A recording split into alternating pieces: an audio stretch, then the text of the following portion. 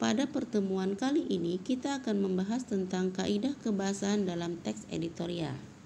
Pertama, adanya adverbial atau kata yang menyatakan keterangan. Adverbial dalam teks editorial berfungsi untuk menyatakan tujuan supaya pembaca meyakini teks yang dibahas. Contoh, penggunaan adverbial seperti selalu, biasanya, jarang-jarang, dan lain-lain. 2. Adanya konjungsi.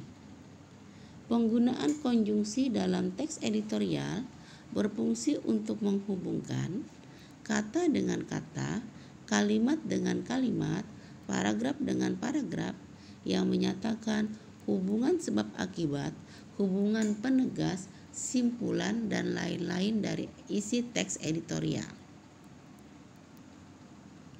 3. Adanya penerapan penggunaan verba.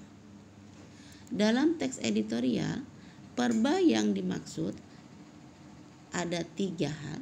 Yang pertama adalah verba material, yaitu verba yang menunjukkan suatu perbuatan fisik atau peristiwa yang menyatakan aksi dengan pola subjek tambah material tambah objek. Contoh, respon publik terhadap perubahan logo ini bisa dikatakan cukup baik. Arman membaca buku cerita.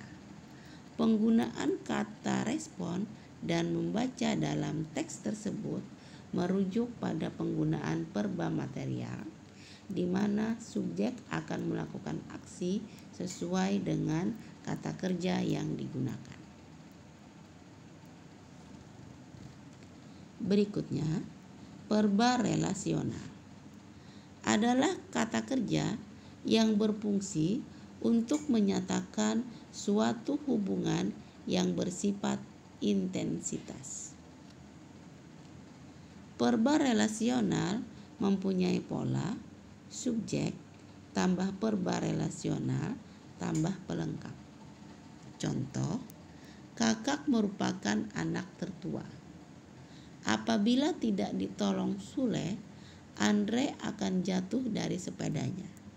Penggunaan kata merupakan dan apabila dalam konteks tersebut merujuk pada verba relasional, di mana subjek menyatakan suatu perbuatan yang menunjukkan hubungan yang intensitas dengan apa yang dinyatakan oleh predikatnya. Berikutnya, adanya verba mental. Adalah verba yang menunjukkan persepsi yang berhubungan dengan pengindra, melihat, afeksi, hubungan dengan rasa khawatir, kognisi yang berhubungan dengan pemahaman, kata mengerti, dan lain-lain. Pada verba mental terdapat partisipan pengindra yang bersifat sensor dan adanya fenomena. Unsur kebahasaan lainnya yang bisa ditambahkan dalam analisis teks editorial adalah penggunaan kosakata yang dianggap relevan atau dianggap baru bagi penganalisis. Ketika menganalisis penggunaan kosakata baru, maka kita dapat merujuk terjemah pada Kamus Besar Bahasa Indonesia atau Kamus Besar Bahasa Indonesia yang bersifat online. Demikian, terima kasih.